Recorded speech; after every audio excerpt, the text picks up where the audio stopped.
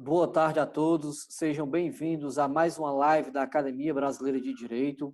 Hoje, dia 4 de junho, receberemos com muito prazer dois acadêmicos efetivos da nossa entidade, ministro José Barroso Filho, uma das reservas morais do Judiciário brasileiro, do qual eu tenho muito orgulho de dizer que, além de privar da companhia dele como confrade aqui na Academia Brasileira de Direito, também tenho a honra e a vaidade de privar da amizade pessoal do ministro. Temos também o deputado federal Domingos Neto, que ocupa a cadeira na Academia Brasileira de Direito, representando o estado do Ceará.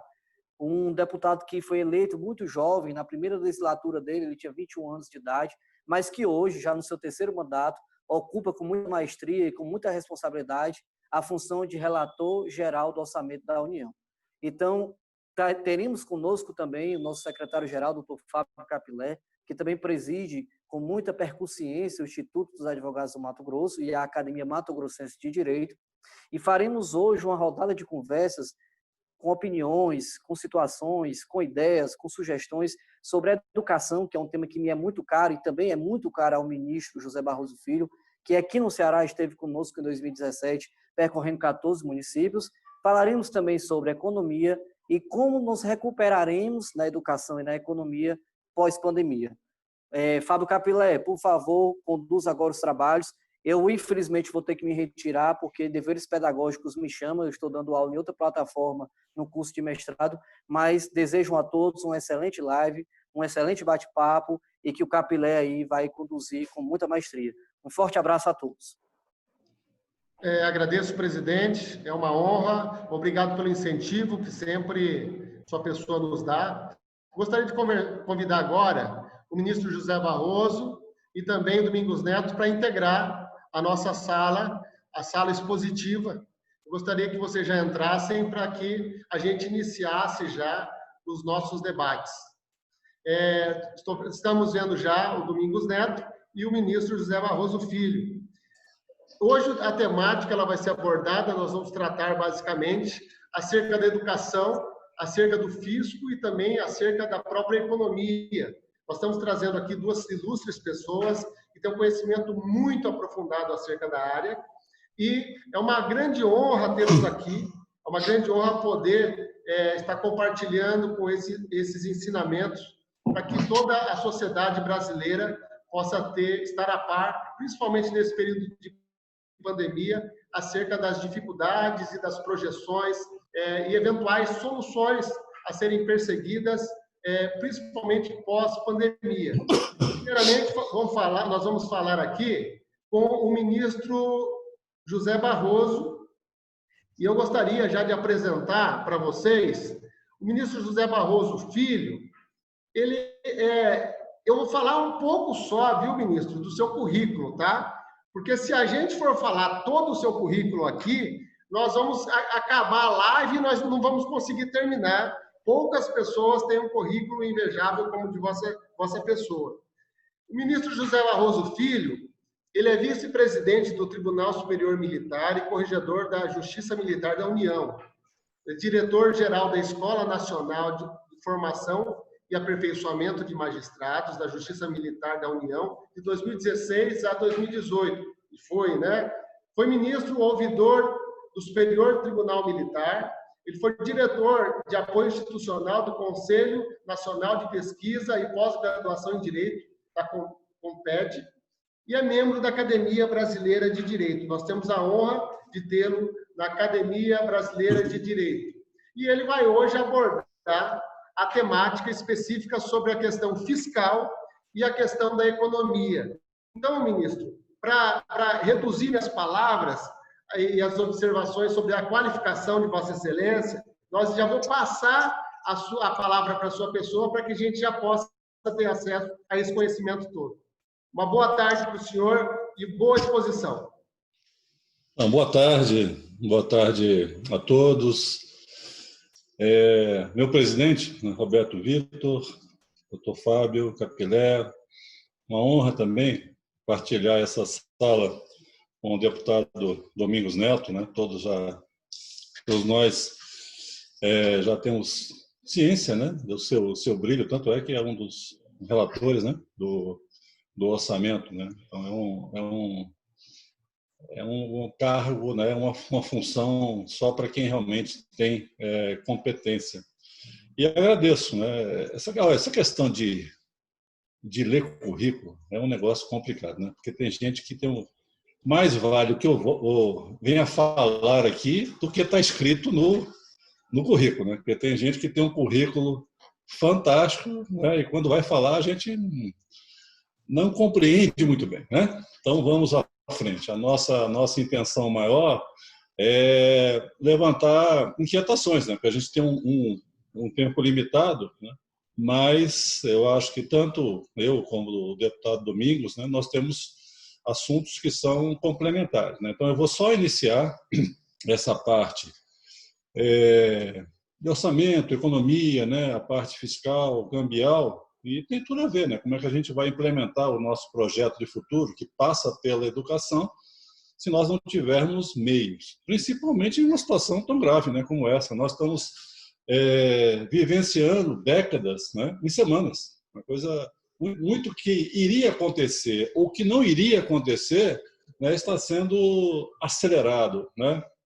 O que está acontecendo agora? Então, graças a esse coronavírus, né, que ocasiona a Covid-19, nós temos que, obrigatoriamente, fazer um isolamento social, mas acabou sendo também um isolamento econômico, né? E nós temos que adotar medidas de mitigação, porque já temos indicadores, né, de queda de emprego, né, de renda, né? O PIB caiu vertiginosamente, né? Eu vou lamentavelmente fazer algumas exposições e previsões que vão demandar o melhor, né, de nossas luzes, né, para nós sobrevivermos a essa crise. Depois, como vai ser o nosso projeto, né, de reconstrução. Então, a ética, né? Olha, quando os outros entram em cena, aí é que nasce a ética, né? Quando nós temos situações como essa, me parece até que você ficar polarizando, né, entre o impacto na saúde ou o impacto na economia, me parece até eticamente inaceitável. É evidente que a primazia vai ser da saúde, né? Agora, nós temos que trabalhar para minimizar, né, mitigar esses efeitos, tanto na área da saúde, tanto na área da economia, né? É o nosso objetivo aqui nessa sala. E o impacto social, o impacto da saúde desse vírus não é o mesmo, né, em determinados grupos, em determinadas atividades econômicas, em determinados grupos, né, vulneráveis socialmente. Então, ele tem essa diversidade que a gente tem que analisar. O que me parece, né, e aí é preocupante, quando não é decepcionante, é que existe uma monetização, né, dessa questão, uma politização de uma questão tão grave. Até parece que querem que o vírus assine alguma ficha de filiação partidária, né? Isso é muito grave, né?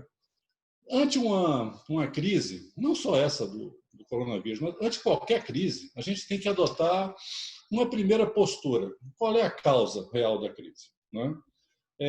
Qual é o tamanho real desse problema? E aí formular cenários, né, para trabalhar possíveis soluções. Isso em toda e qualquer crise.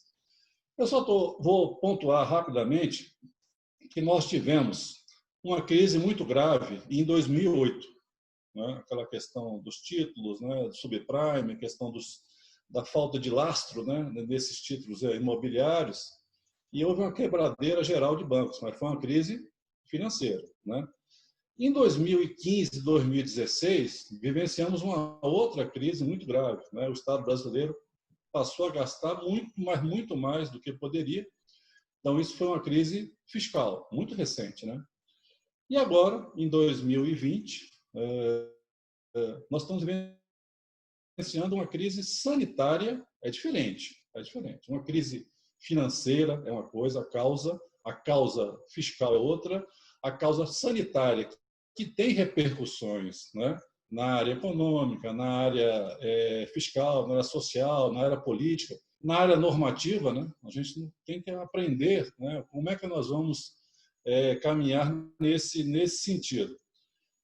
O que me parece também é que nós estamos vivendo, além dessas crises todas, econômica, política, social, normativa, nós estamos vivendo uma crise civilizatória, né, que a nossa sociedade desenvolveu. Também uma crise intelectual, né? Nós estamos vivendo um buraco negro na nossa inteligência que não percebe a complexidade óbvia da nossa realidade. E também, né, e vou parar por aí, em termos de policrise, né? É muita crise, né? E não é só a do coronavírus, não. Nós estamos somando efeitos não, causas e defeitos, vamos dizer assim, né? Essa última crise é uma crise existencial, né? Que tem a ver com o nosso...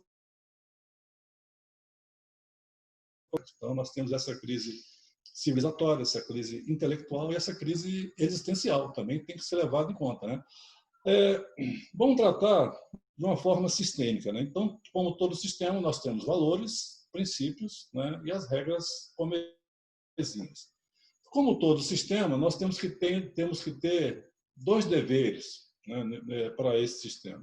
Um dever de integridade, né? Essa preservação de conceitos, de normas, e entre esses conceitos e normas, um dever de coerência, para que seja realmente um sistema, né?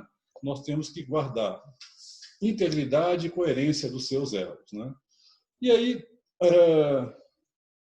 analisando o âmbito constitucional, nosso projeto de futuro, vamos compatibilizar duas posições. Uma primeira é dos fatores reais de poder.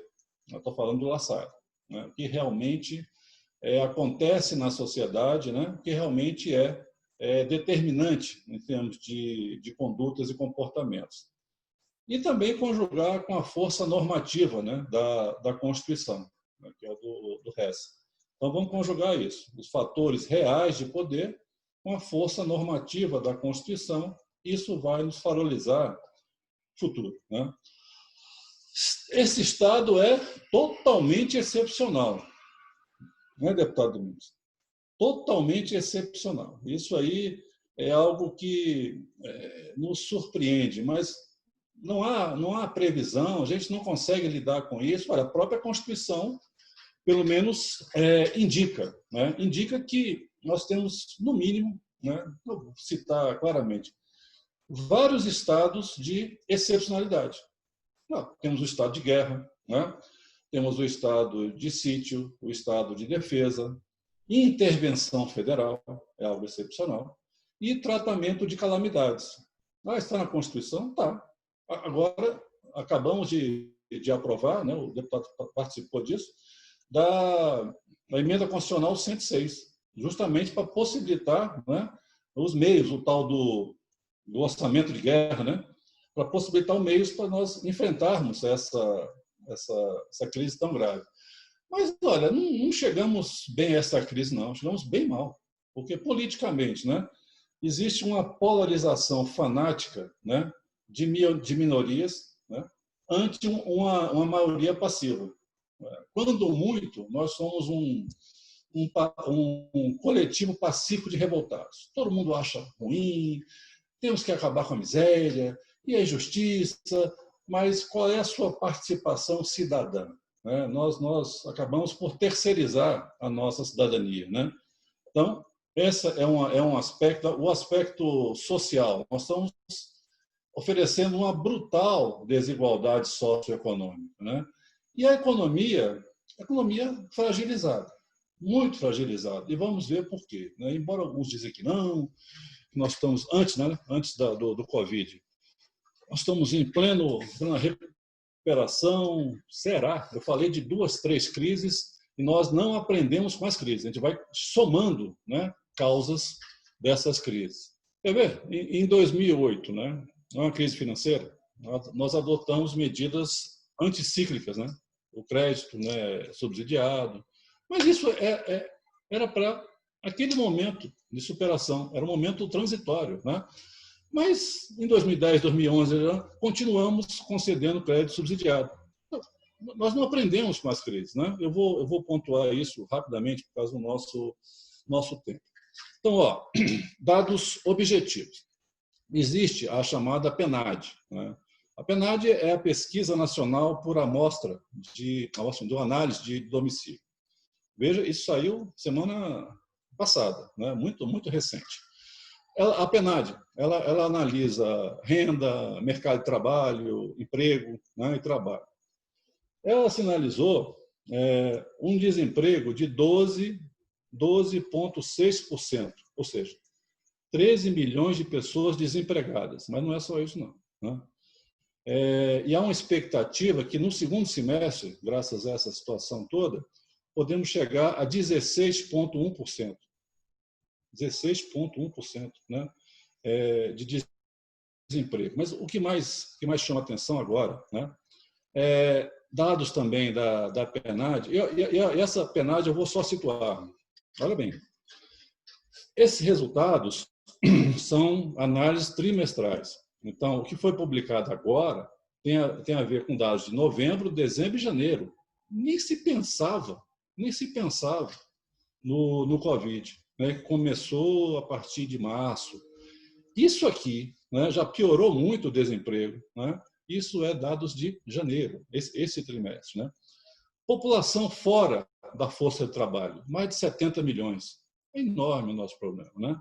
E existe também, acho que isso tem que ser levado em consideração, uma taxa de desempregados e pessoas que passaram para empregos precários. Isso é 25% da força de trabalho. Então, tudo isso tem que ser analisado. A nossa dívida bruta, né? Em 2010, era 50 e poucos por cento, né? Olha, a gente reclamava, né? Agora a crise, né? Antes de nós entrarmos, 78%, com essa queda geral, né? Tanto do PIB quanto do aumento da dívida, essa dívida vai chegar alguns acham que eu sou pessimista, mas vai chegar a 95%, 98% do PIB. Por que cresceu tanto? Olha, o PIB vai ter uma contração e vai ter um aumento na dívida. Por isso que está chegando a esse patamar tão complicado, né? E não é só, não. Estou falando de dívida pública, mas a gente tem que considerar também, além da dívida pública, né, a dívida do setor não financeiro e a dívida das famílias. Somando tudo isso, né, isso dá 156% do PIB. Tem que ser analisado também, né? Dívida das famílias, nós temos 63 milhões de pessoas que têm débito, que não estão pagando suas contas, de inadimplentes. Tudo isso tem que ser levado em consideração. É isso que eu vou tentar fazer nesse pouco tempo, né? Pensa o seguinte, ó, se nós tivermos um crescimento da economia maior do que a taxa de juros, olha o que eu falei, um crescimento da economia maior que a taxa de juros, basta o equilíbrio fiscal, né? Essa situação crítica, né, ela vai se resolvendo com o tempo, né? Em termos de estratégias necessárias, eu vou situar 5 eixos, né? Um primeiro eixo é um eixo epidemiológico sanitário. Não é crise sanitária? Temos que focar nessa atuação. Segundo eixo é a mitigação dos impactos econômicos, né? As pessoas já não estão trabalhando, a economia não está circulando, não está se vendendo, não está se comprando, né? Quem tem um padrão aquisitivo maior, né? Classe média, o grande empresário, ainda sobrevive, né? Tá com a sua geladeira cheia, né? Tá com uma poupança que lhe permite passar mais algum tempo. Eu estou falando do vendedor de picolé, né? De picolé que não está vendendo mais nada. Como é que ele vai botar comida no prato da sua família? Então, é muito sério, né? Essas mitigações na área econômica. E é evidente que nós temos que fortalecer a rede de proteção social. Aí decorre o quarto eixo, né? Que são medidas de proteção ao trabalho, ao emprego, visando geração de renda, né? A quinta e última é um pacote de medidas de apoio aos estados e municípios. Se a pessoa não está recebendo, não está ganhando dinheiro, não está pagando o seu crediário, não está pagando os impostos, né? O governo não está arrecadando, o governo federal não está repassando para os estados e municípios. Os estados e municípios que estão na linha de frente. São eles que realmente vão dar o apoio maior nessa situação. Então, eles estão perdendo a arrecadação e nós temos que trabalhar nessa reposição. É mais do que normal acontecer isso, né? Qual é o tamanho do nosso problema? Eu falei, ajuda aos trabalhadores. Então, não é só o auxílio emergencial, não. É uma série de medidas que importam em 209 bilhões. Tá? Ajuda as empresas. Acontece também, eu vou dizer por quê. 101 bilhões, né, de reais. Na saúde, isso 28 bilhões de reais. Né? Então, são dados de uma semana, já pode ter piorado. Né? E ajuda aos estados e municípios, 117 bilhões. Vamos somar tudo isso? 454 bilhões do nada. Do nada. Surgiu essa necessidade de financiamento. Isso é 6,2%. Volto a falar, segunda, terceira vez, do nada surgiu. Né? Aí você tem que também trabalhar com outros fatores. Né? Fatores que já faziam efeitos da crise sobre receita e despesa. Isso, além dos 454, a gente vai agregar 267 bilhões. Vamos somando? Esse total primário é 721 bilhões. Isso é 9,8% do PIB. Vai somando, vai somando. Falei primário, né? Agora eu vou ter que somar os juros. Juros, né? Mais 306 bilhões. Somando tudo isso aí, dá 980 bilhões, 14% do PIB, do nada, do nada. Vê o tamanho da nossa encrenca, né? Então, como é que o Estado, a gente pode financiar o Estado? Basicamente de três maneiras, né? Ou você emite moeda, e aí tem um risco, né? O excesso de liquidez, ou vamos ter inflação, ou você emite títulos da dívida pública, né? E aí isso afeta juros, ou tributação. O risco da tributação, a questão da ineficiência, né? Pode gerar no seu excesso patológico um desestímulo à produção, mas basicamente são essas três formas, né, de financiar o Estado.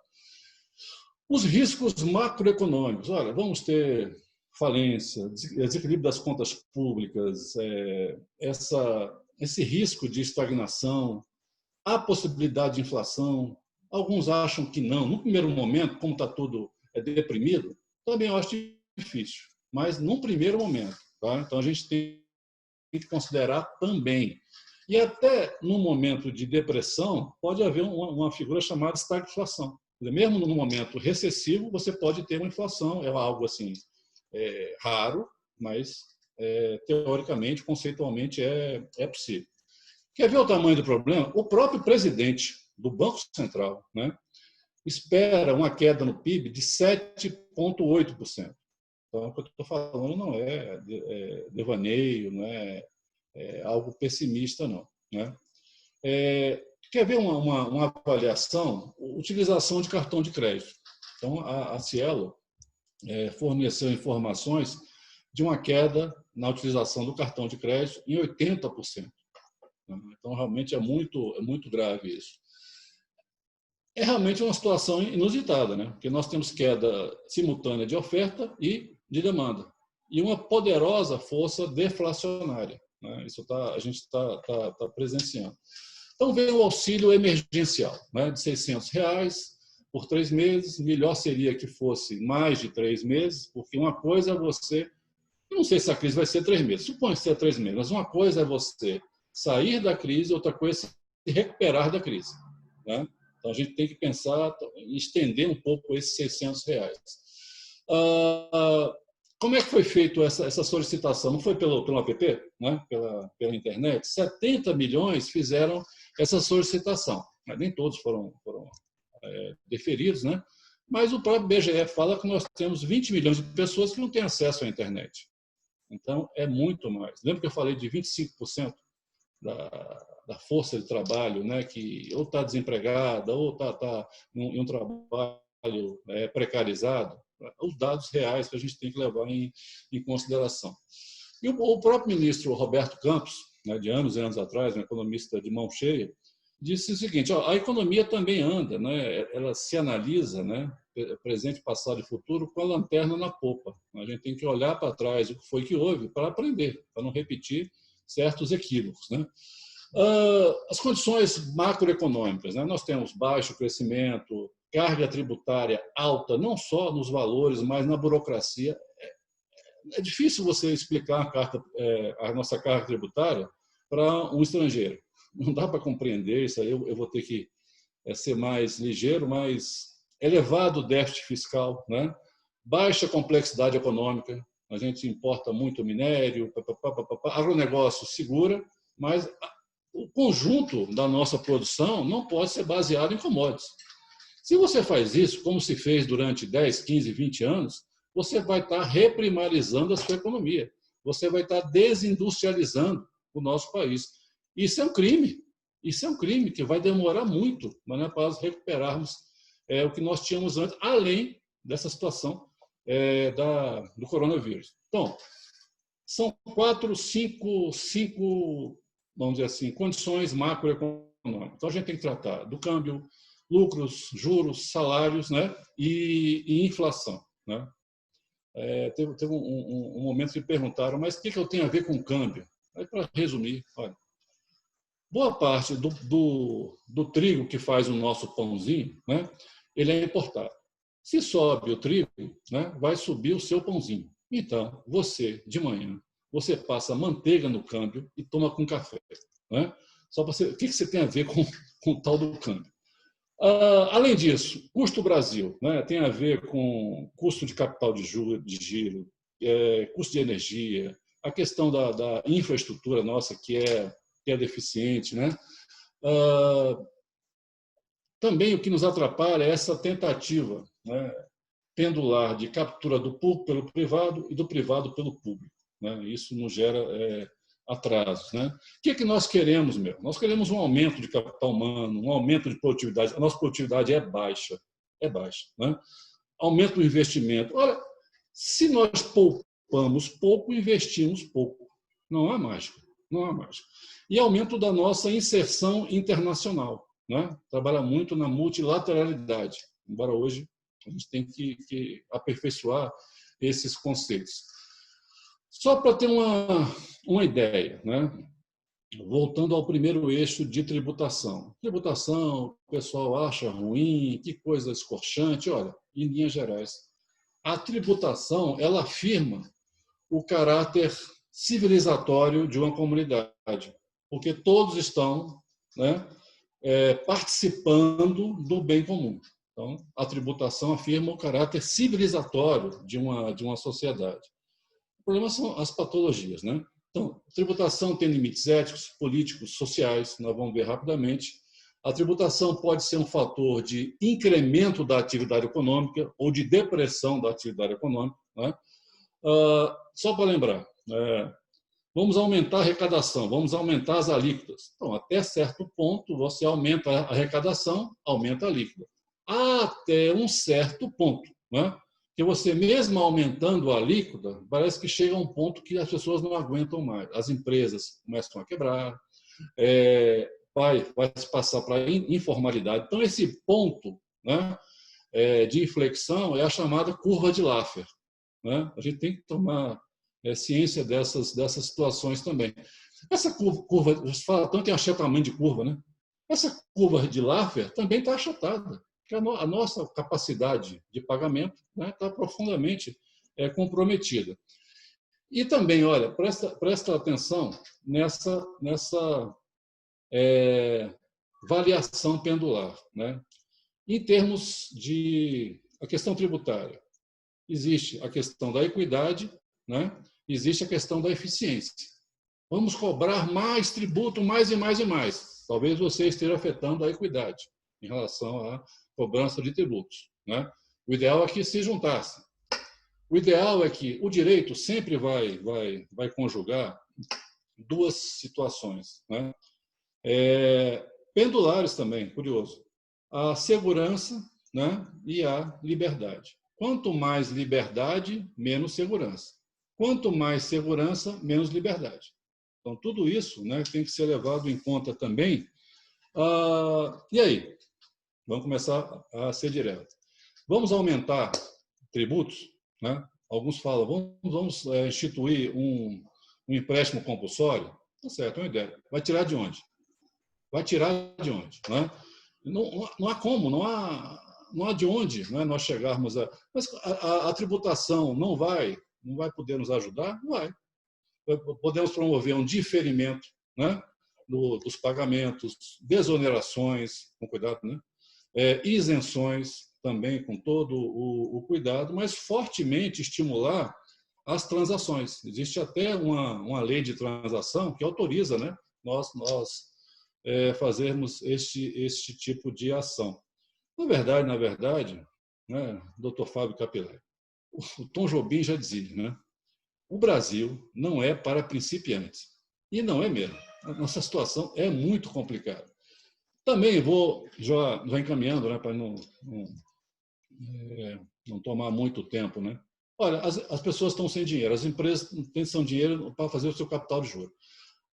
O Banco Central pode injetar liquidez. Né? Ele tem aquele compulsório que os bancos recolhem, ele pode baixar esse compulsório. Né? Por quê? Porque tem que circular mais dinheiro. O problema, talvez, seja o seguinte, né? Ele baixa o compulsório para injetar liquidez. Né? Aí os bancos, já não recebendo, né, os pagamentos, ele passa a entesourar o empossamento desse recurso. Por que ele faz isso? Talvez seja para comprar título público. Né?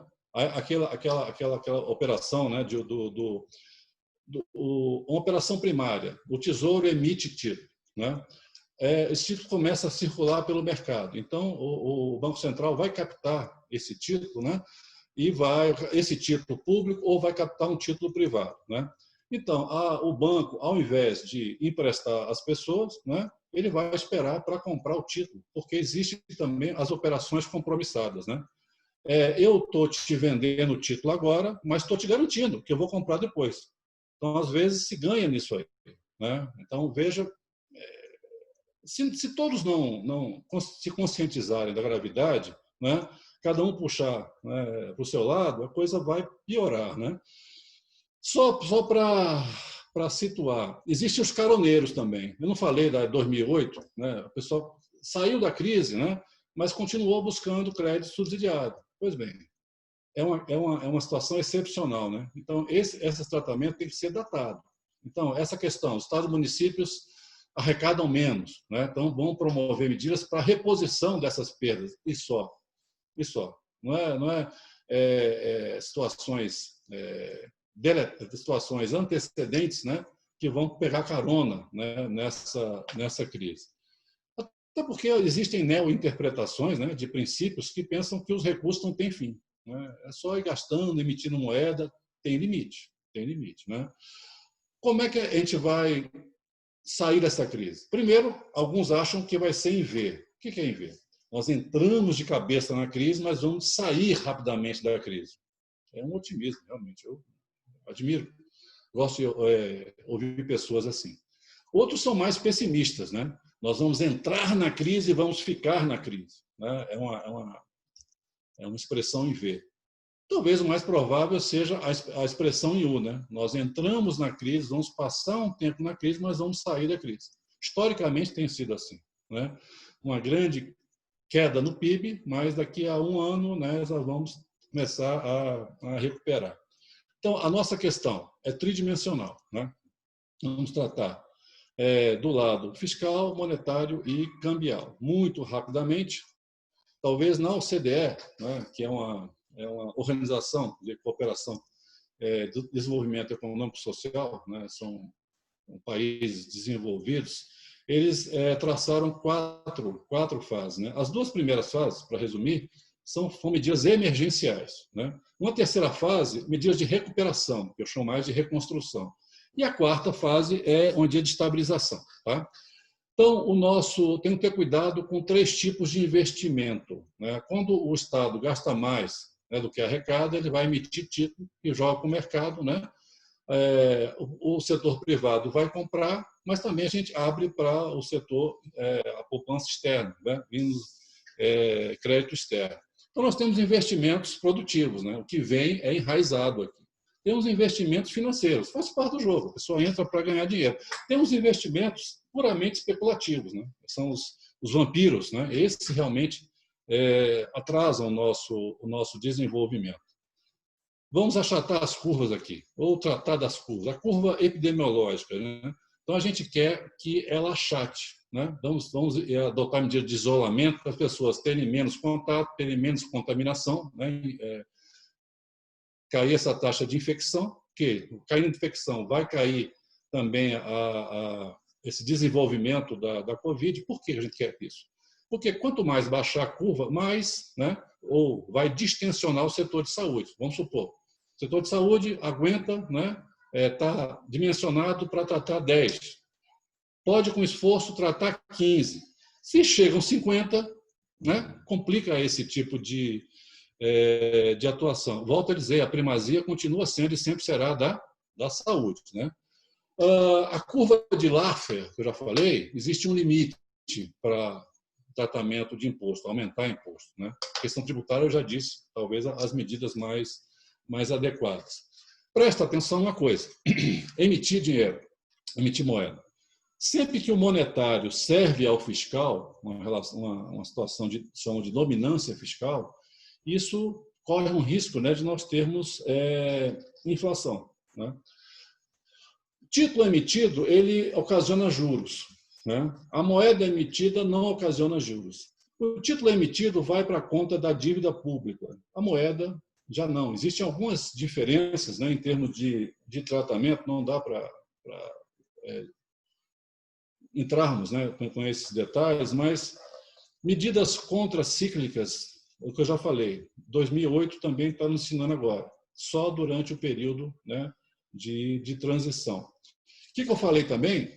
Existe um mercado primário, o Tesouro emite título, né? O mercado secundário é o título circulando. Então, o Banco Central pode comprar esse título. Isso afeta juros, dá um espaço fiscal para a gente baixar um pouco a água, né, para respirar. O Banco Central, a partir dessa emenda constitucional recente do orçamento de guerra, ele também pode comprar título privado. Está tentando, né, dar liquidez ao mercado, que a gente possa superar esse momento. Então, a questão cambial tem que ser olhada com cuidado. Porque são quase 500 bilhões, ótimo, né? Mas não pode torrar, né, em comprar título. A gente precisa dessa reserva para equilibrar câmbio, né? O que eu chamo a atenção? Custo Brasil e o risco Brasil.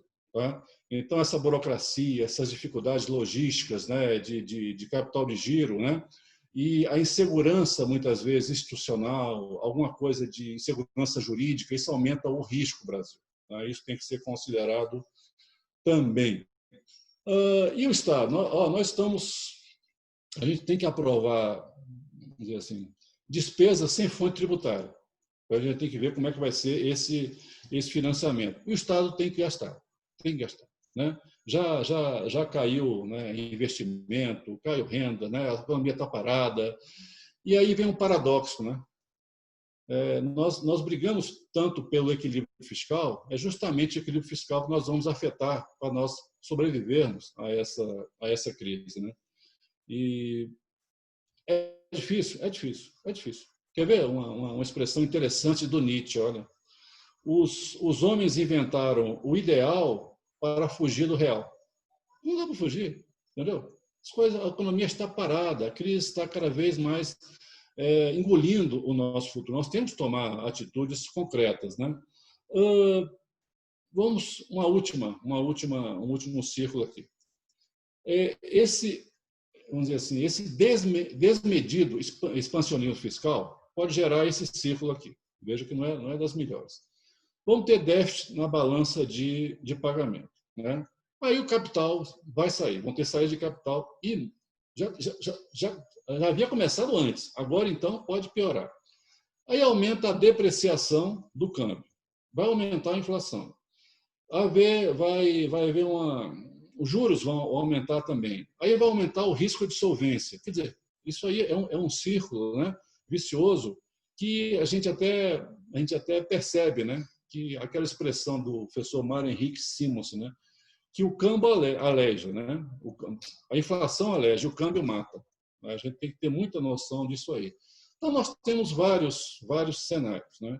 Se nós tivermos juízo, né, ao final dessa crise, né, nós vamos ter que retomar o teto de gastos, o teto de dívida, né? Temos que ser responsáveis para atrair, para nos equilibrarmos minimamente, né? Então, não é só equilíbrio fiscal, é recuperação fiscal, nos mostrarmos atraentes para o capital vir para... Se continuar aumentando, né, aumentando o gasto, que é um período eleitoral, isso pode acontecer, nós vamos entrar, já estamos em uma recessão, vamos entrar numa depressão e vamos demorar, aí sim, o L, né? Vamos ficar, né, por um bom tempo nessa situação dramática em relação ao futuro. Então, em termos, foi muito... Eu sei que tomei muito tempo, mas também é muito grave a situação. Eu não tive, doutor Capelano, não tive tempo para ser breve, vamos dizer assim, né? Então, essa é uma conjuntura preocupante. Então isso nós estamos... É um determinismo, é um fatalismo. Não, não. Esse país é muito rico. Essas correções que eu apontei podem ser feitas, né? E vamos superar essa crise e vamos responder com desenvolvimento, com crescimento, tá? Mas temos que ter a ciência da gravidade, as possibilidades responsáveis e vamos superar essa crise, para que nós possamos criar meios de desenvolvimento. E não há desenvolvimento se não tratarmos a educação como um pilar estratégico, né, desse projeto de nação. Então, eu falei desse aspecto econômico, financeiro, cambial, para criar as condições, né, para que a educação realmente nos leve a um futuro melhor. Então, retomo a palavra ao doutor Capilé, né, estou atento, né, a ouvir o nosso deputado. Olha, quanto mais tempo temos ouvindo a sua pessoa, mais é o engrandecimento. Então, é importante que essa live, depois, ela vai ficar armazenada no YouTube, para que todos possam não só compartilhar para outras pessoas, mas também para que os interessados entrem depois para poder fazer estudos, fazer um maior entendimento acerca do que a gente está passando. Toda a circunstância vai ser muito bom, vai engrandecer muito o debate em outras obras, eu tenho certeza disso. Então, agora, a partir de agora, vamos passar a palavra para o deputado Domingos Neto. Ele é advogado, ele é deputado federal pela 3ª legislatura, ele é relator do Orçamento 2020, que engloba também o da educação, assunto ao qual nós vamos tratar hoje. É coordenador da bancada do Ceará e membro da Academia Brasileira de Direito. Olha, é importante falar que essas duas personalidades aqui engrandecem a nossa academia brasileira, viu? Vocês engrandecem, vocês são figuras de destaque, muito, muito ativas, e em especial ao deputado Domingos Neto, é importante falar que ele, muito jovem, ele foi eleito deputado, ele tem uma experiência muito vasta, embora jovem, ele já tem 3 legislaturas aí de experiência, de atividade, e ele vai falar hoje sobre a importância do legislativo na educação, principalmente nesse período de crise, nesse período de coronavírus, né, nesse período de pandemia. Então, para não tomar mais tempo, eu já entrego a palavra à sua pessoa, deputado Domingos Neto. Quero agradecer a você, Fábio Capilé, pelas palavras, pela oportunidade de organizar essa live. Dar um abraço ao Roberto Vitor, que já saiu, nosso presidente. Parabenizar muito a palestra aqui do ministro Barroso. Sinceramente, se eu soubesse que ia ser nesse nível de profundidade, eu teria pedido a você, Capilé, que deixasse só sobre economia e orçamento, que é aonde eu tenho a maior especialidade. Então, mas vou entrar aqui no tema da educação, porque também é muito fundamental. Mas, ministro, só para... Mas é importante, se eu só interromper você um pouco, você pode entrar sim nessa área também, conversar e debater com o ministro Barroso depois, tá? Na segunda momento, pode falar sobre esse assunto também, está disponível. Vou fazer primeiro pensar uma história do que aconteceu. No ano passado, começar com o orçamento para chegar em educação. No ano passado, nós aprovamos 2 emendas constitucionais que tornaram o orçamento impositivo.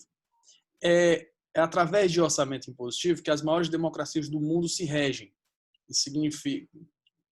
E isso não significa parlamentarismo. Veja os Estados Unidos, que tem um presidencialismo mais forte, talvez, do planeta, mas tem um sistema de orçamento impositivo.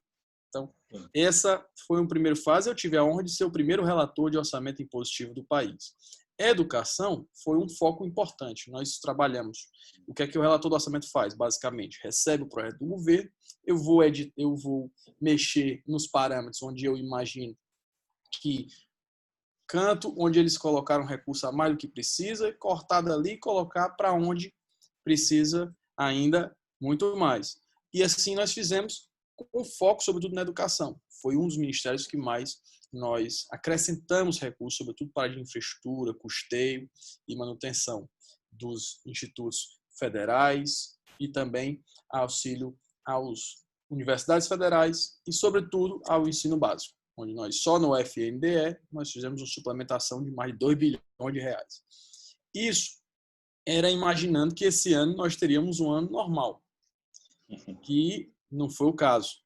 Tanto é que a primeira coisa que foi feita sobre pandemia, se vocês forem recordar, o ministro ainda Mandetta, junto com o presidente do Banco Central, junto com o ministro Paulo Guedes, foram à Câmara dos Deputados em uma reunião com líderes partidários e os presidentes da Câmara e eu como relator do orçamento, para a primeira medida que foi feita na medida provisória 924, foi que nós tiramos 5 bilhões das emendas de relator para compor a ação que foi criada no orçamento por esta mesma medida provisória de combate ao coronavírus.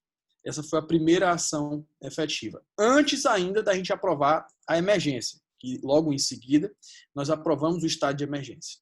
Aprovado o estado de emergência, nós chegamos a um outro problema. É que nós tínhamos, no processo de execução do orçamento, todos os ministérios, ou muitos ministérios, a equipe técnica, com dúvidas sobre a sua execução.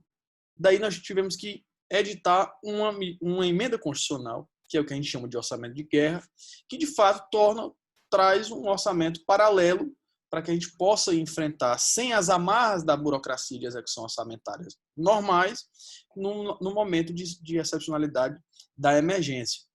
E colocamos também na PEC da guerra um outro tema, que ela tem 2 temas principais, um de orçamento mesmo, e outro que é o do Banco Central, que o Fed americano já fazia isso antes de poder entrar no mercado secundário, poder comprar papéis, poder entrar direto para salvar empresas. Nós tínhamos preocupação e precauções de que isso não viesse a permitir compra de títulos podres, mas nós precisávamos dar ao Banco Central a condição de intervir mais efetivamente na economia. Assim foi feito. Então, até agora, ministro, de boa parte do seu tema, da sua fala, nós falamos das perspectivas também para fazer para o futuro. Eu vou falar agora um pouco mais das medidas que nós já fizemos no emergencial. As 3 parcelas do auxílio emergencial, eu falei ontem com o ministro Onyx e falei também terça-feira com o presidente da Caixa Econômica Federal, elas já chegam a 64 milhões de brasileiros.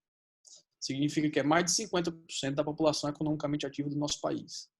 É, talvez, um dos maiores programas sociais do mundo.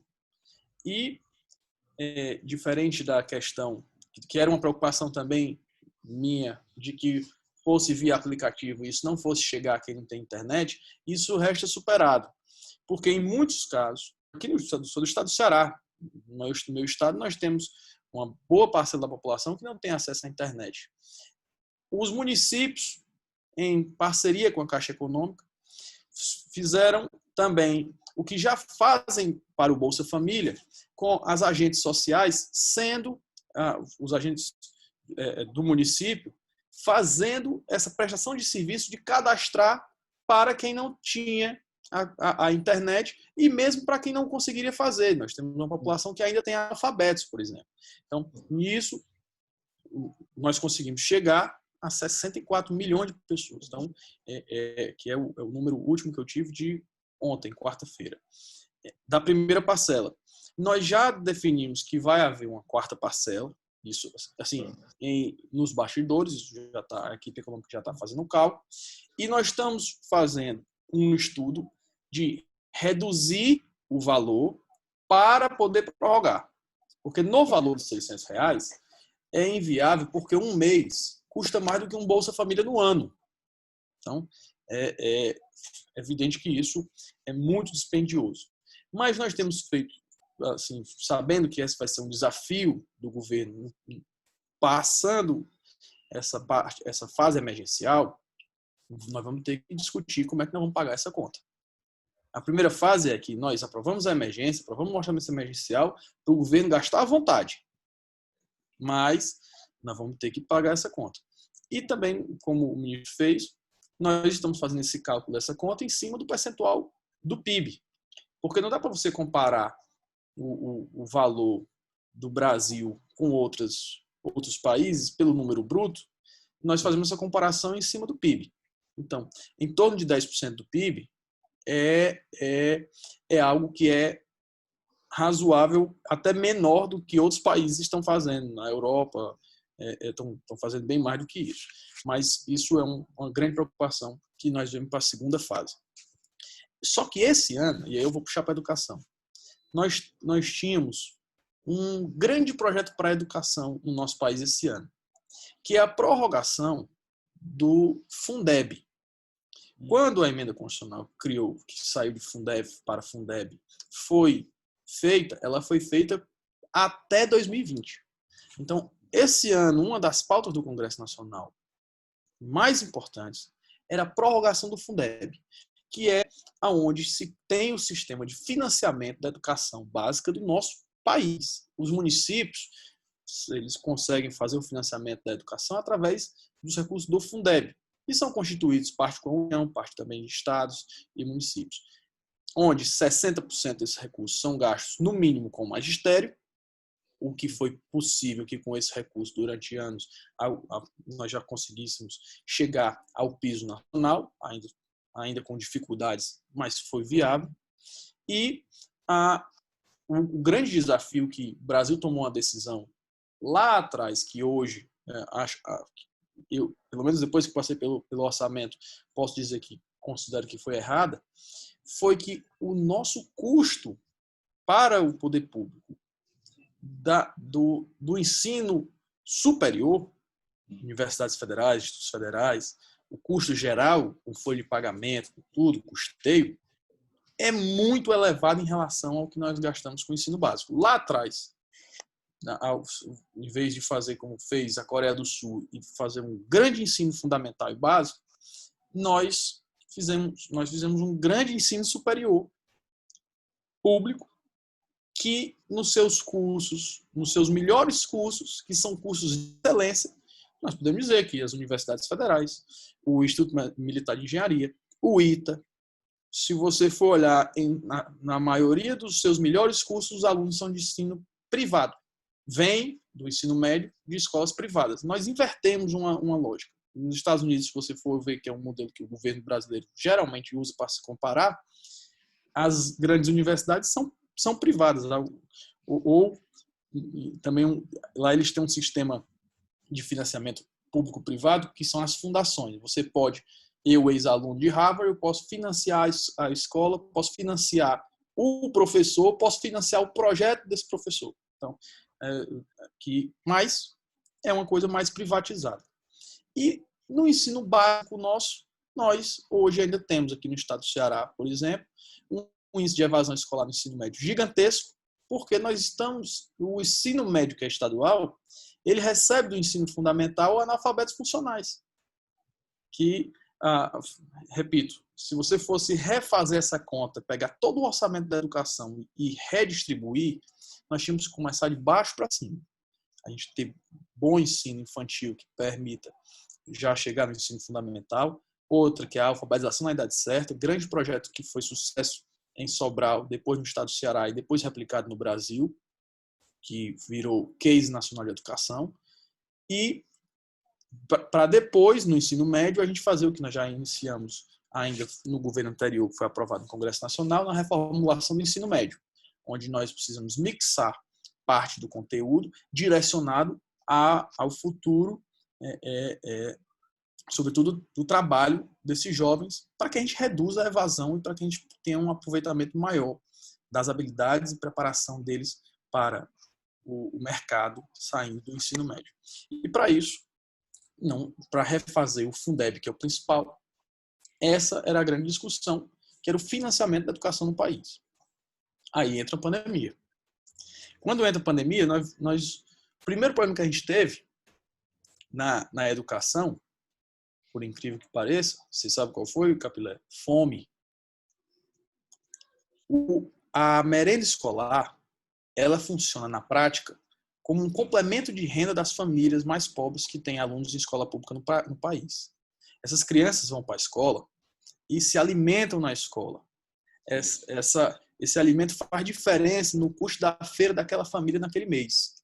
A primeira lei que o Congresso aprovou, inclusive tinha uma emenda minha, é para que o recurso da merenda escolar pudesse ser distribuído para essas famílias. Esse foi o primeiro, e a minha emenda era para que a gente pudesse distribuir também o estoque, que as prefeituras tinham comprado para distribuir e muitas delas iam até se vencer e outras não fizeram porque tinha ação do Ministério Público, às vezes no município, que podia estar tendo uso político disso. Então, nós fizemos a primeira medida foi essa, já aprovada e também já sancionada. Uma outra medida que nós aprovamos também na educação, que foi aprovada na Câmara, estava também no Senado, foi a questão da prorrogação do pagamento do FIES. Temos muitos e muitos alunos que foram financiados com recurso público através do FIES, que hoje já estão no mercado de trabalho, proibidos de trabalhar pelo lockdown em vários estados e as parcelas do FIES chegando. Nosso projeto era a coisa mais simples do mundo, pegar essas 3 a 6 parcelas e jogar ela lá para o final do contrato de financiamento. Então, essa foi uma outra discussão. A outra, que foi também uma coisa de importância nacional, foi a prorrogação do Enem. Sim. Porque a data que estava marcada para o Enem, isso aí foi uma mobilização nacional gigantesca. Porque você fazer o Enem de toda forma, numa data fixa, onde as escolas tiveram que migrar, como aqui falou o ministro, do nada, né? Então, as escolas não se prepararam para fazer ensino à distância. Elas tiveram que fazer partindo do nada. Então, você conseguir... E ainda assim, você pega escolas privadas boas, ainda estão tendo dificuldade de fazer esse conteúdo virtual. É uma adaptação que não foi feito um planejamento estratégico para chegar nisso, com um treinamento dos professores para usar a ferramenta, treinamento das famílias, dos pais para poder usar a ferramenta. Foi feito, trocou o pneu do carro com um carro de Fórmula 1 a 300 por hora. Só que isso, se você marca o Enem para uma data fixa, onde você tem uma população que não tem acesso à internet, e esses alunos, o Enem acaba funcionando quase como um concurso público, onde a sua pontuação vai valer lá na frente, no SISU, para ele acessar uma universidade, eu estou tirando... Se fosse em ambiente normal, já não há paridade entre o aluno que está lá na escola pública e o aluno que está na escola privada. Como é que eu ia fazer um Enem onde tem... E saiu uma matéria recentemente na imprensa, onde tem um aluno que está tendo internet 5G, 4G na casa dele, de qualidade, com outro que está proibido de estudar porque não tem acesso à internet. Então, essa foi uma outra vitória. O Congresso, o Senado votou, veio para a Câmara anunciou que ia votar antes do governo sofrer essa derrota, ele anunciou que prorrogaria. Ainda não temos uma data, mas nós já temos uma tranquilidade. Isso são as medidas emergenciais para a educação. Mas, repito, nós precisamos, daqui a pouco, aí, com isso, tiver economia do transporte escolar, tem outro problema que nós vamos precisar fazer isso que nós estamos discutindo, que também isso com os tribunais de contas, como é que vai funcionar a questão de remuneração dos servidores temporários que estão proibidos de trabalhar, como é que o regime de contratação destes vai ser visto pelos tribunais de contas durante esse período. Então, que esses, em alguns casos, exatamente por ter o contrato de trabalho, ele também pode ter ficado fora de algum tipo de programa de auxílio, porque na soma do seu salário ele passou do limite para receber os auxílios no per capita, mas em alguns casos, aqui no estado do Ceará é isso, o Tribunal de Contas está recomendando aos municípios que não paguem. Então, esses servidores, e muitos são professores, eles estão no limbo. Então, nós temos ainda algumas outras discussões específicas sobre a educação que estão sendo discutidas no Congresso Nacional. O plano de retomada da educação, porque isso nós já tínhamos aprovado o plano, a reformulação do ensino médio, a matriz curricular comum. Então, nós precisamos, nessa retomada, também ter uma iniciativa de que o Ministério da Educação possa ajudar os municípios a se planejar nessa retomada.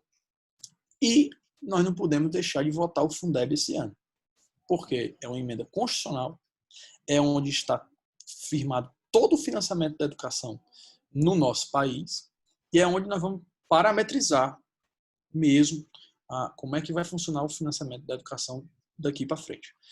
Outra e última questão sobre a educação que a gente precisava também resolver, estamos trabalhando para resolver nessa emergência, são as discussões sobre precatórios. Nós já tivemos diversos casos de municípios, estados com ações no Supremo, com ações que já transitaram em julgado, que já inscreveram em precatório, que já receberam.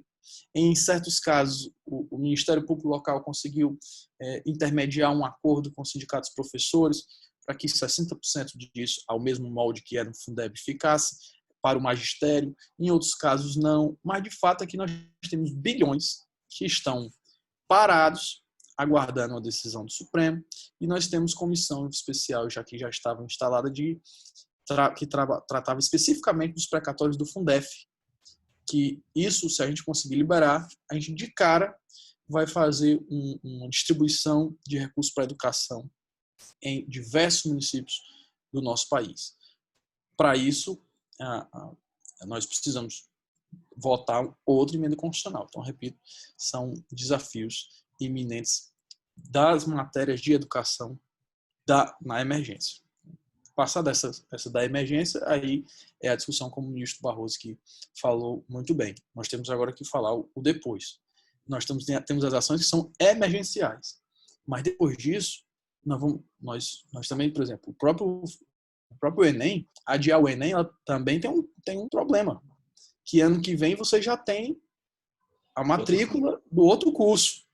Então, você tem que tentar ver se esse adiamento não prejudicaria a agenda do SISU do outro ano. Ou, se vai fazer, planejar com as universidades que adiam o início das aulas do outro ano. Então, isso tem todo um processo que esse plano de retomada precisa ser muito bem discutido e a partir de agora. Feito, como eu falei, nós autorizamos para que o governo pudesse gastar à vontade. O governo não vai poder dizer que falta orçamento, que falta dinheiro ou que não tem tido apoio do Congresso para apoiar medidas econômicas. Não é verdade, nós fizemos tudo. Agora o governo, se aparecer uma conta para o governo fazer, ele tem um instrumento constitucionalmente previsto, que é o da medida provisória, que nós já deixamos como brecha na emenda constitucional 95 do teto de gastos e que agora, com a lei, com a aprovação do estado emergencial e da PEC de guerra, ele pode fazer à vontade sem indicar nem a fonte. Ele faz a medida provisória indicando a despesa para fazer a fonte depois.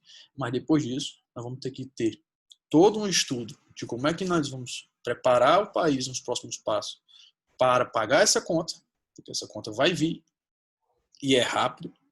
E tem um outro adicional, ministro, que vai ter que entrar nessa conta. Que isso tem sido uma discussão do ponto de vista quase ideológico, que é o papel do Estado na retomada. Alguns economistas mais que defendem menor participação do Estado, acham que vai voltar tudo só com reformas, né? E muitos outros fazem que grande parte dos países estão fazendo, inclusive países cujos presidentes têm viés de direita e países liberais, de que os investimentos do governo, eles também eles promovem o desenvolvimento. E isso passa por investimento público. Foi o que o ministro Braga Neto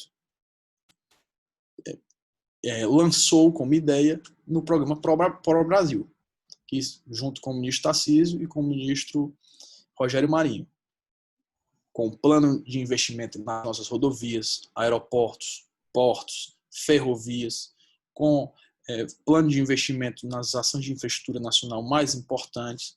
Isso tem uma parcela de aumento no gasto público, que nós precisamos decidir a sua importância, qual vai ser o tamanho disso, e programas de habitação, programas de saneamento, enfim, que esse tem passado por um debate quase ideológico, que por vezes também, ministro, eu vi no início da sua fala, nós temos tido um ambiente totalmente contaminado pelo debate político, que muitas vezes ele suspende a discussão do mérito. Você é a favor ou contra por questão política, sem ter a condição de sentar, ouvir, mediar e chegar a uma solução de muitos temas. Acho que o ápice dessa discussão virou a cloroquina, por exemplo, que não virou a discussão da política. A mesma coisa está virando o plano Pro Brasil. Me preocupa muito isso, que esse nível de radicalismo impeça que atores da política possam sentar para discutir o problema do país no futuro. Mas tenho convicção, penso como também o ministro aqui falou, que os extremos são minorias. Eu recordei aqui a palavra que ele falou, que era que nós temos uma maioria indignada passiva. Acho que nesse plano de retomada, essa maioria ela vai se fazer ouvir através dos seus representantes no Congresso Nacional, que também acredito que na sua maioria, pelo que eu conheço, tanto na Câmara como no Senado, eles estão distantes desses polos. Veja aqui no Congresso Nacional, por exemplo, na Câmara dos Deputados, nós temos 513 deputados. 50 são do PT, 50 são do PSL. 400 não estão desses extremos. Então, nós temos condição de tentar mediar isso, e para isso nós vamos precisar que autoridades de todo o país possam ajudar a intermediar esse tipo de discussão. E finalizo deixando também qualquer pergunta aí a todos, e agradeço mais uma vez aqui ao Capilé pela iniciativa, que eu achei muito meritória. Parabéns pela exposição, Domingos Neto, foi muito esclarecedora a sua demonstração da experiência sua, né? Uma pessoa tão nova, já assumindo um papel tão importante no contexto nacional. E eu queria colocar aqui, já desde o plano, já voltando para essa segunda fase, para a gente responder perguntas de forma mais objetiva, num prazo de 5 minutos para cada um, eu creio que é o suficiente. E, olha, Domingos, se sinta à vontade, tá? Em entrar no campo econômico, a mesma coisa, o ministro José Barroso, se sinta à vontade de entrar no campo também da educação, tá? Nós temos uma frase do Antônio Gramsci, que ele fala o seguinte: a crise consiste precisamente no fato de que o velho está morrendo e o novo ainda não pode nascer.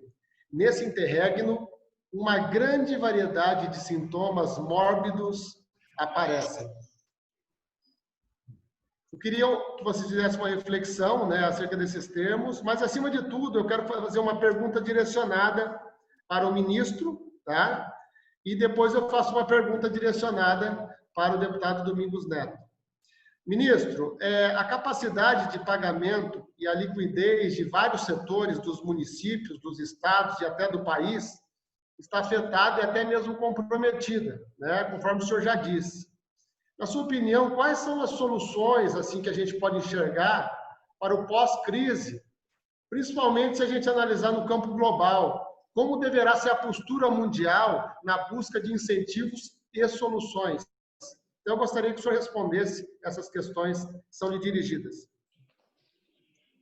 Então, é justamente esses prognósticos, né, que ainda estamos a tatear. Né? A primeira coisa é como iremos sobreviver a essa crise. Né? Então, não é só medidas especificamente da crise, mas a recuperação da crise. Né? Então, como eu falei, isso é um momento excepcional, é um momento transitório. Então, essas medidas, né, que estão sendo tomadas, e o deputado Domingos foi muito preciso, né, são medidas, né, para este momento. Né, e vamos ter que estruturar o país para uma retomada. Historicamente tem sido assim, depois de grandes crises econômicas, né, logo o Brasil consegue, né, alçar voos, né, mas alçar voos, né, de recuperação daquilo muito que perdeu. Então, esse investimento, como eu falei, ele pode ser puramente financeiro, pode ser especulativo, mas o que eu tenho certeza, né, dessa polarização que nós falamos aqui, né, todos nós comentamos, é de minorias. É de minorias. Né? Nós temos que tornar claro que o Brasil é um país viável. Né? Então, temos que ter responsabilidade fiscal, né, para que esses investimentos produtivos venham. Né? E não só o Estado. O Estado tem algum limite, né, de atuação. Né? Eu sempre tento posicionar a situação da dominância fiscal. Né? Então, sempre que o monetário exclusivamente serve ao fiscal, nós temos uma situação não muito agradável em termos de construção do desenvolvimento. Não existe esse plano, né, que já foi apresentado pelo governo, né, o próprio deputado Domingos Neto chegou a situar, mas também nós temos que trazer alguma coisa, e não pouca, em relação a concessões. Né? Temos que estimular que esse capital venha. Né? Capital venha para a União. A União tem que ter cuidado com essa emissão de títulos. Né? Então, é isso que eu falei, os dois cenários. Né? Ou nós vamos conscientizar, né, que a gente tem que se mostrar viável, responsavelmente viável, para que os investimentos venham, ou vamos continuar gastando, emitindo. Sem limite, não há limite. Né? Primeiro, a gente tem que trabalhar com duas vertentes. Né? Essa, economicamente, chama de quantitative easing. Né? O Banco Central vai ao mercado e vai comprar títulos do Tesouro. Né? Pode comprar títulos privados também. Agora, tudo está se fazendo, diminuir a compulsória. Se você diminui, injeta liquidez e o setor bancário, né, simplesmente faz o empossamento, né, está desvirtuando. Se o que foi feito injeção de liquidez é para o banco comprar título, né, aquela questão das operações compromissadas, né, para ganhar depois, não está chegando. Então, existe toda uma responsabilidade do sistema. O que eu estou pontuando mais uma vez, né, é que os municípios e os estados são profundamente sacrificados de uma federação que ainda não se implantou. Não se implantou. Né? Nós temos responsabilidades imensas do dia a dia. Né? A Constituição faroliza de uma colaboração federativa. Nós estamos oferecendo um conflito federativo, justamente agora. Mas, desde muito tempo, tem sido assim. Então, não conseguimos estabelecer planos, né, estratégicos em relação à educação. Que realmente nós tenhamos meios, mas não é só meios, não. Nós temos que ter um planejamento estratégico. E aí o Ministério da Educação tem que assumir a sua responsabilidade. E se você for ver a Lei de Diretrizes e Bases, no seu artigo 8º, fala claramente nisso. Né? Então, cabe aos 3 entes, cada um fazendo a sua atuação.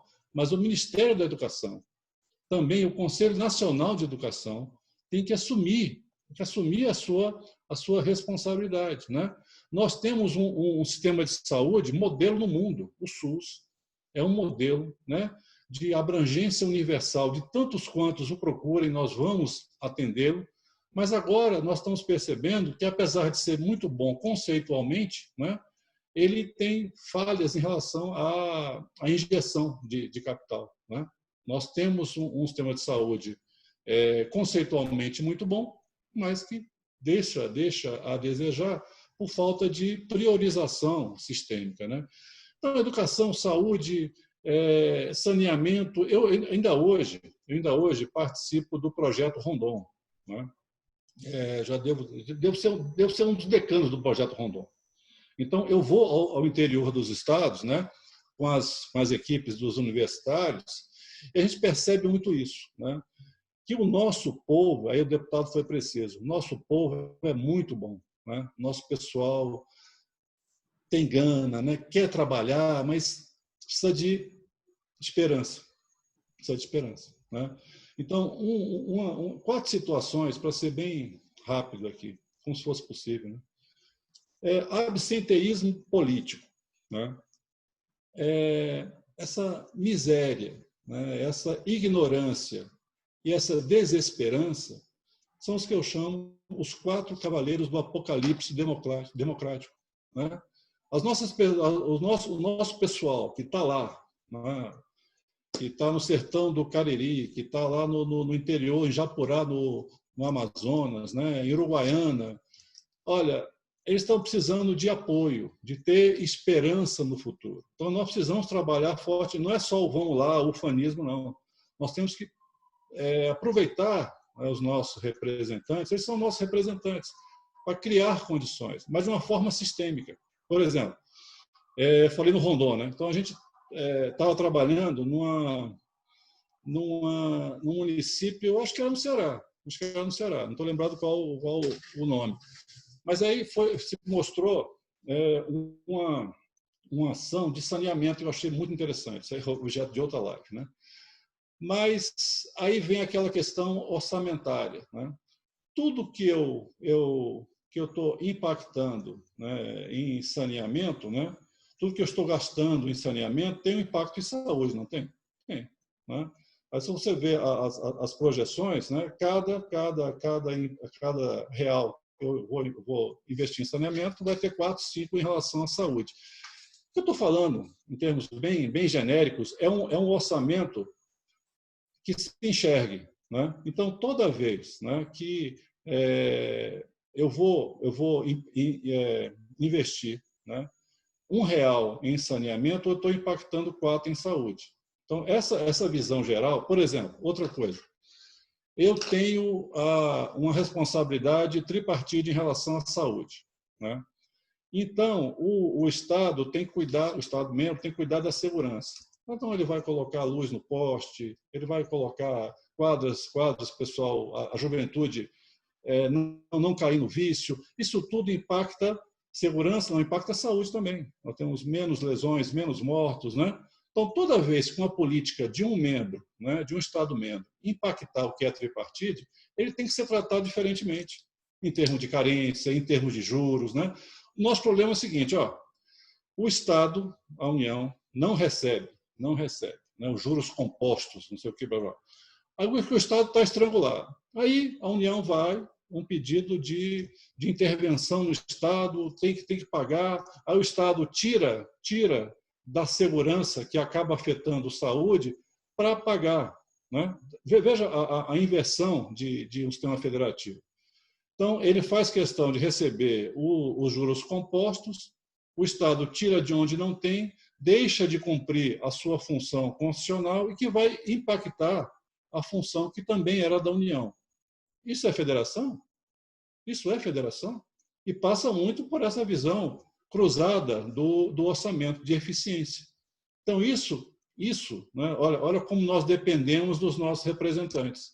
O executivo executa, mas esse engendramento, né, constitucional, essa melhor engenharia para que se efetive o que um dia se pensou em ser Constituição, veja como é diferente, né? Você tem os estados que se juntaram. Então, temos federações, por exemplo, a Federação Alemã. os nossos estados foram juntados, né? O comportamento é diferente. O comportamento é diferente. Por isso que eu quero um dia, né, perceber que nós estamos em uma federação. Então, tudo que o ministro, tudo que o deputado Domingos falou é a mais pura verdade. Não está faltando integração sistêmica, está faltando respeito aos entes federados. Então, não está se olhando para os municípios, principalmente os municípios, os estados, né? Essa repartição tributária. O nosso sistema tributário é insano, né? Eu cobro a alíquota diferente se o sapato tem um solado de borracha ou se tem de plástico. Isso é uma coisa insana. Então, são fatores que aumentam o custo do Brasil, fora outros que aumentam o risco do Brasil, que estão atrapalhando o nosso processo de crescimento. Nós vamos responder a essa crise com nós mesmos. Porque nós que somos do bem, somos mais, né? Nós que somos do bem, somos mais. E quanto mais... Eu fui criado no interior, estudei em escola pública. Entendeu? Então, eu acho que eu tenho uma certa... Das 27 unidades federadas, eu já passei por 22. Sendo advogado, promotor, juiz estadual, eleitoral. Então, eu já fui no interior, eu já pisei no barro, né? Então, eu posso dizer que o nosso pessoal é muito bom, né? Agora, precisa ter farol, precisa ter orientação. O nosso farol é a Constituição, mas nós temos que saber implementá-la. Não é só o que está escrito, é o que é implementar. Então, eu volto a dizer, o que eu falei aqui rapidamente já enuncia algumas possibilidades de ação, né? Eu acho que tem jeito. Acho não, eu tenho certeza, né? Quem conhece o brasileiro, né, deputado, né, já correu o Ceará todo, né, já interage com os representantes do Brasil todo. Deputado, nosso pessoal é muito bom. O brasileiro é uma pessoa, é um povo extraordinário. Vamos dar condições de futuro para ele. Então, eu também compartilho dessa certeza, né, que nós que somos do bem somos mais. Eu vou dizer uma coisa, aquela questão da resiliência, né? Eu falo muito olha, quantas vezes você cair, uma vez mais você vai levantar, né? Você tem certeza da sua missão.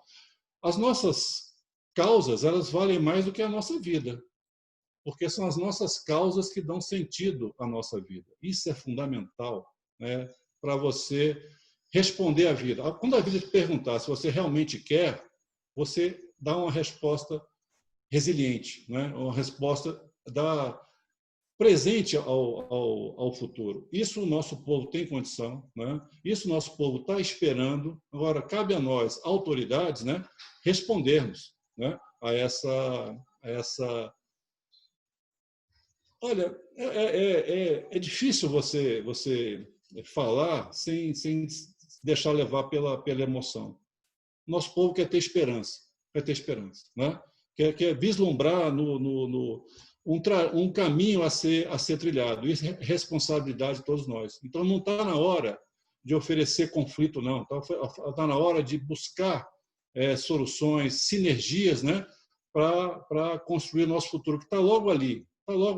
Não falta a gente tomar as medidas adequadas, né? Então, essa é uma mensagem de fé ufanista, não. É o que eu acho mesmo, né? Quem conhece, quem já pisou no barro, quem já foi lá comer rapadura, quem já foi em Japurá, eu já fui. Eu conheço quase todos os 60 municípios do estado do Amazonas, que eu fui juiz lá. Então, eu já fui juiz em Santa Maria, no Rio Grande do Sul. Nosso pessoal é muito bom. Só quer que deixem, né, que eles construam o nosso futuro. Olha, parabéns pelas palavras. Olha, é isso mesmo. Nós temos que ter esperança, nós temos que ter confiança, nós temos que ter resiliência. E agora, eu quero colocar aqui para vocês, vamos ver aqui nosso chat, né? A Nisaura Holanda, ela deu as palminhas e falou que o deputado falou, Domingos, né? Falou que foi perfeito, tá? A sua colocação, as suas considerações, e ela ainda falou o seguinte: famílias e escolas estão se reinventando com as aulas remotas, né?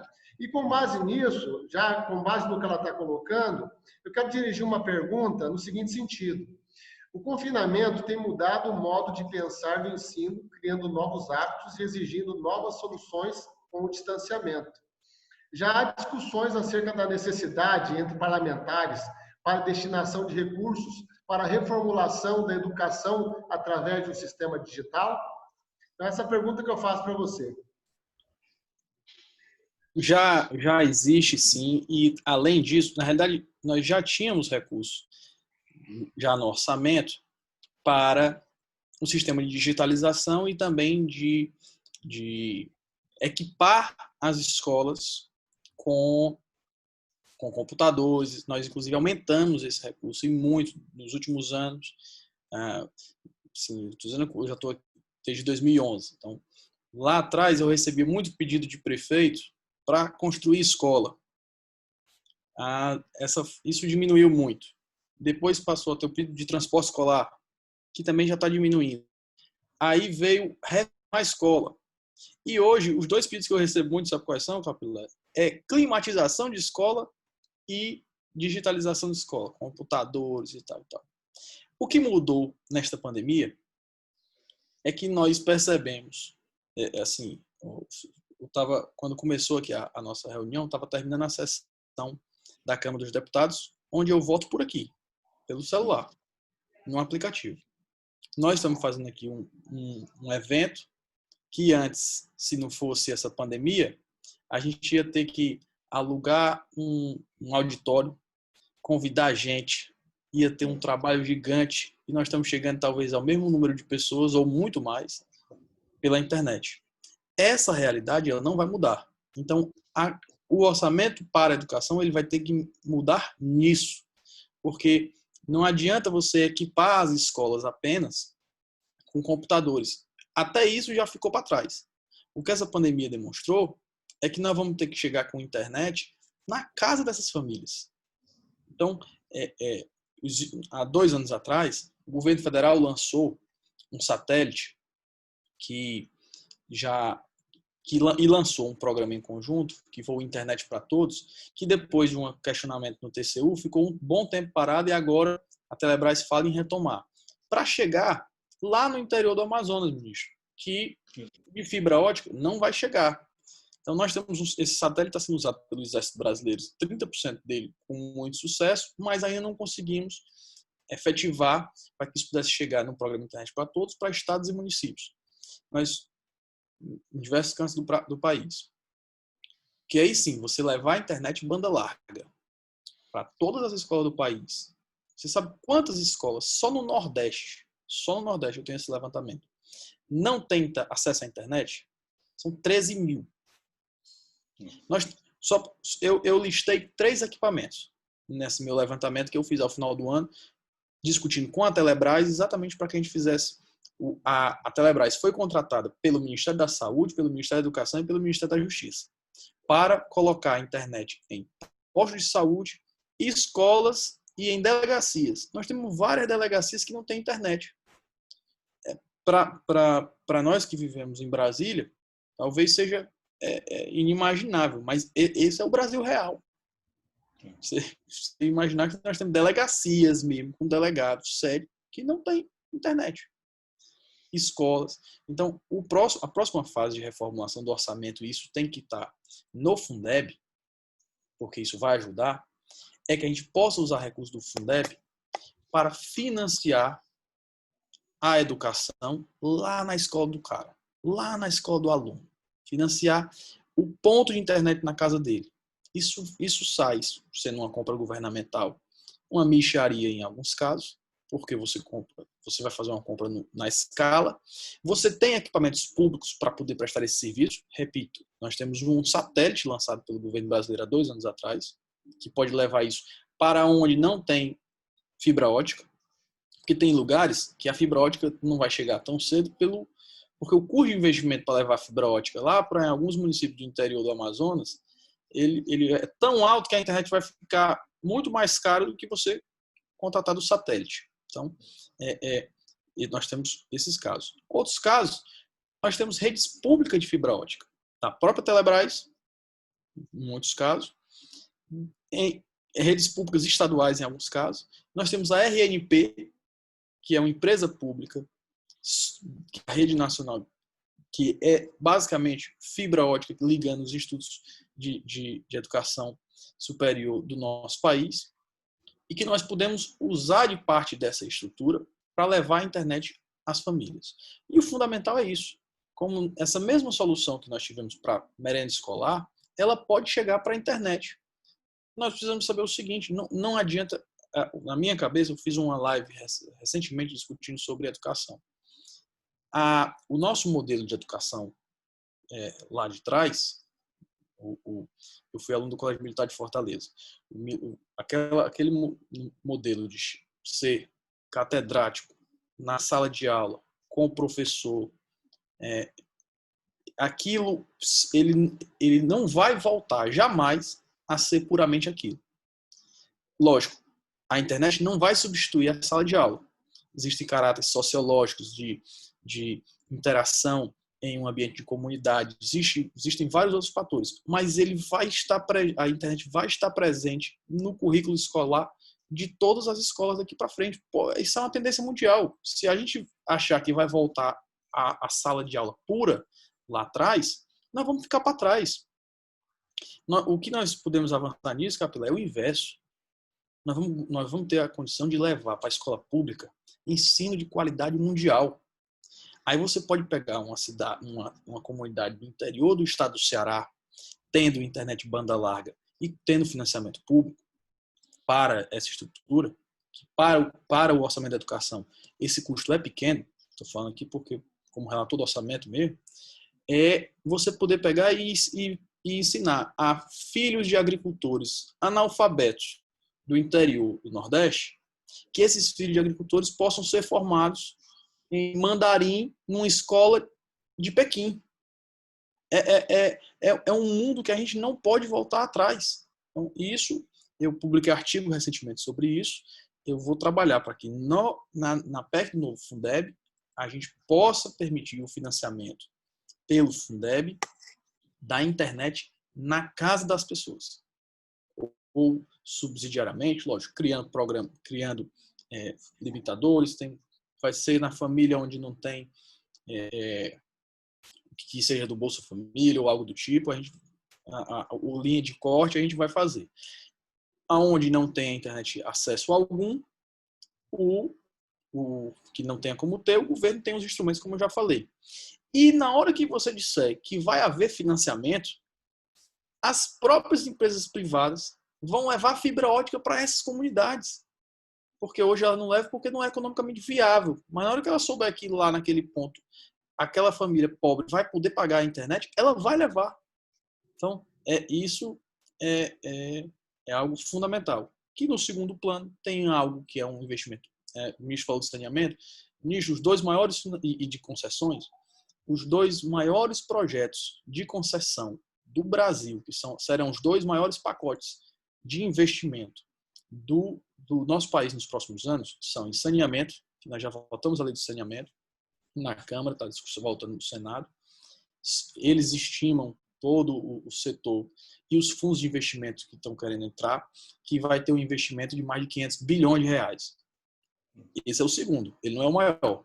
O maior investimento privado que nós vamos ter é o 5G, que isso está na Anatel, aguardando para lançar o edital de licitação, que deve ser a maior licitação do mundo. Então, com o 5G, nós vamos revolucionar o acesso à internet em todo o país, podendo chegar a todos esses municípios, essas comunidades. E nós podemos, como é uma concessão pública, nós podemos colocar como contrapartidas de quem vai entrar. Você quer ter aquele canal? Tudo bem, mas você vai ter que universalizar a internet no Nordeste nos próximos 10 anos. Enfim, o governo tem meios de concessões, que são investimentos privados, enfim, de garantir que a gente avance na internet, porque ela vai dar condição da gente avançar na educação. Retroagir assim, eu não acredito que a sala de aula vai ser mais a mesma, nunca mais, nem no Brasil e nem no mundo. Acredita que agora nós vamos ter que preparar nossas instituições para um novo momento. Se a gente achar que passou a pandemia, vamos voltar vamos voltar como era antes, a gente vai ficar para trás. Nem a Câmara dos Deputados, que nós temos o Infoleg agora, que a gente vota à distância, vai voltar a ser o mesmo. Quando a gente voltar, a gente vai continuar usando o celular muitas vezes. Então, é nesse sentido para responder a pergunta. Olha, muito obrigado, Domingos. Mais uma vez foi muito esclarecedor as suas considerações. E agora eu vou colocar tanto para o ministro Zé Barroso Filho, como para você, Domingos Neto, a oportunidade de fazer essas considerações finais ao público.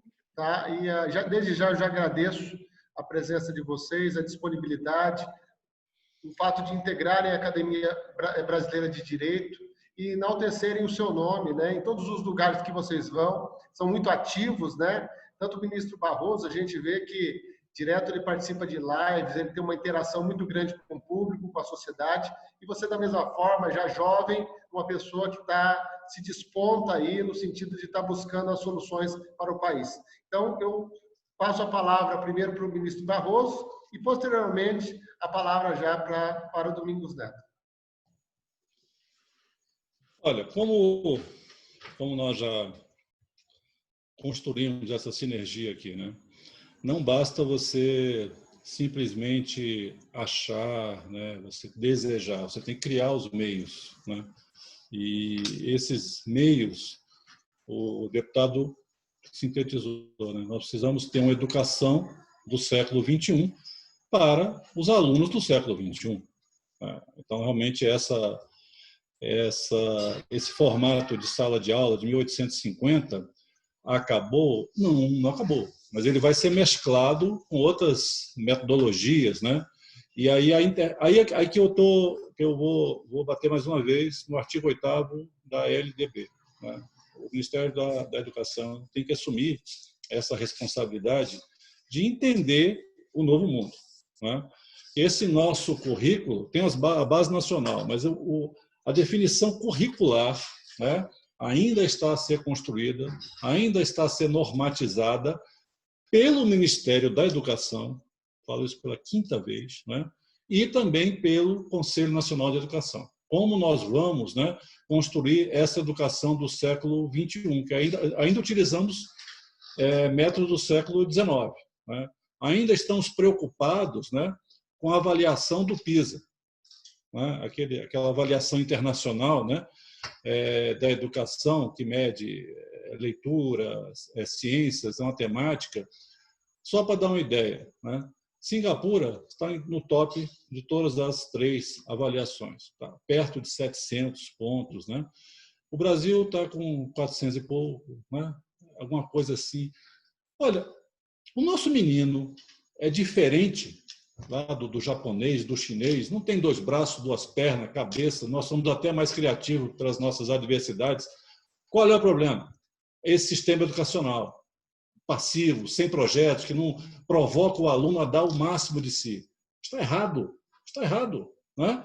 Então, isso aí já deu uma live aqui, comentamos, né, na Academia Cearense. Esse modelo está errado, nós estamos desperdiçando valores. Né? Então, temos que reajustar isso aí. Né? Então, é um momento de ressignificar muita coisa, mas eu faço coro com o deputado Domingos. Né? O farol maior é a educação, com essa nova parametrização, mas também tem que ter qual é a ambiência de trabalho. Né? Como é que a gente vai valorizar o professor? É só salário? É salário também, mas também condições de trabalho. Cadê a internet que não chega? O professor é aquele que dá aula. Sim, mas como é que você vai dar aula? Você não vai ter que preparar a aula? Você não vai ter que corrigir prova? Tudo isso é atividade docente. Isso está sendo valorizado? Nunca foi. Né? Todos nós só somos o que somos por causa de um professor, né? Um deputado, né? Um ministro, né? Um advogado. Por quê? Porque nós tivemos um professor na nossa vida. Então, veja a importância da educação. Então, ou nós damos, né, importância como esse pilar estratégico, né, onde nós queremos chegar, quais são as metodologias, a ambiência, mas, sobretudo, valorizar essa figura fundamental, que é o professor, a gente não vai construir bom caminho. Né? Mas nós merecemos, não merecemos? Volto a falar isso. Nós merecemos construir o nosso futuro. a gente está terceirizando, né? A nossa política, muitas vezes, é um jogo de espectadores, né? Nós estamos acostumados a deixar que outros decidam. É isso que o deputado está falando, né? É o que o deputado está concitando a cidadania. Quer ver? Já terminando. Quer ver como é que a educação é fundamental? Menino de 3, 4 anos. Cada um tem filho, sobrinho, neto. Ele, no mínimo, né? Por dia ele faz umas 20, 30 perguntas, se não for 40, né? O porquê do porquê, o porquê, o porquê. Ele tem fome de mundo, né? Ele quer conhecer, ele quer participar naquilo que ele recém chegou. Aí ele entra em certa instituição, né, que tem regras, como todo deve ter, né? Mas é uma instituição voltada para formar iguais. Formar iguais. Aí começa a podar a criatividade, a inventividade desse menino. E se ele continuar se destacando, olha, valores, né? A professora, que aí não é professora, a professora tira o melhor do seu aluno, a professora chama a coordenadora chama a psicóloga. Daqui a pouco estão dando Ritalina para esse menino. Ritalina é um fármaco, tem a sua indicação. Estou falando aqui, Ritalina é com uma forma de esterilizar a criatividade, né? A responsabilidade. Essa... Quer ver? O menino com 13, 14 anos já não pergunta tanto, ele quer saber das respostas corretas. Por quê? Ele aprendeu a ser tutelado. Então, há escolas que são asas, há escolas que são gaiolas. Nós temos, né, que perceber isso, né? Que você não vai, você pode ajudar o voo, né? Você não pode tomar o lugar das asas. Bom, Helder Câmara falava muito isso, né? Então nós temos que criar uma ambiência educacional, né? Nesse sentido que eu falei, no sentido que o deputado Domingos, né?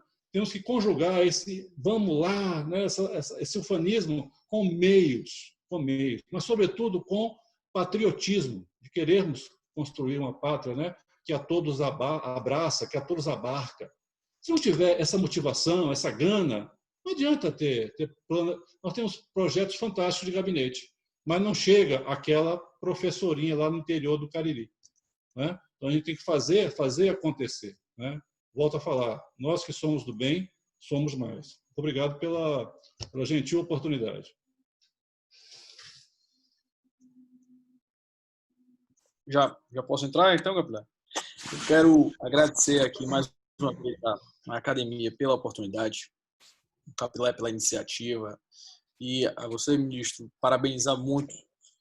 O Brasil precisa de cabeças que possam pensar os desafios nacionais e que, como o senhor, sem dúvida, é esse tipo de perfil de liderança que nós estamos precisando nesse momento. Sobretudo, tanto de conhecimento quanto de ponderação. Então, esse ambiente radicalizado que nós vivemos, ele nos traz graves riscos e que nós precisamos combater. Falamos aqui dos 2 maiores desafios que nós temos, assim, 2 dos grandes desafios. Também o maior, claro, hoje é a questão de saúde, questão sanitária, de coibir o avanço do vírus no nosso país, reduzir o número de óbitos que nós estamos tendo. Esse é, sem dúvida, o nosso maior desafio. Mas passando isso, que vai passar, é a nossa projeção de país depois. São pelos 2 temas que nós discutimos aqui hoje, economia e educação. Sem dúvida, essa live vai ficar gravada aí e vamos depois poder compartilhar para que possam também nos fazerem sugestões e que o meu papel também como membro da academia no Congresso Nacional é que as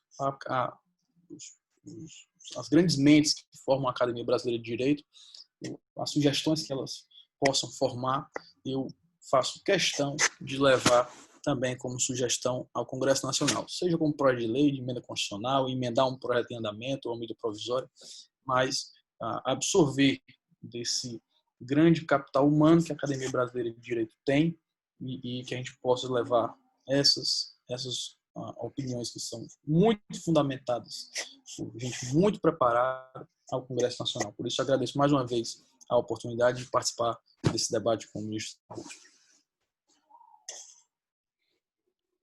Agradecemos, a academia agradece mais uma vez aos expositores e ao público em geral. É importante dizer que esse vídeo ele vai estar gravado no link da academia, no YouTube, e quem quiser acessar, pode, inclusive, compartilhar e pedir para se inscrever nesse canal.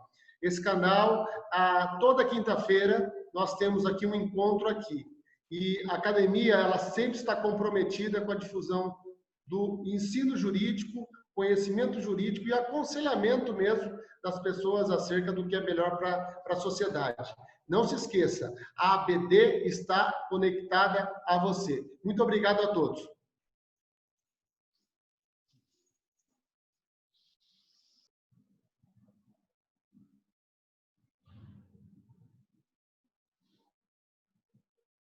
Fechar essa câmera.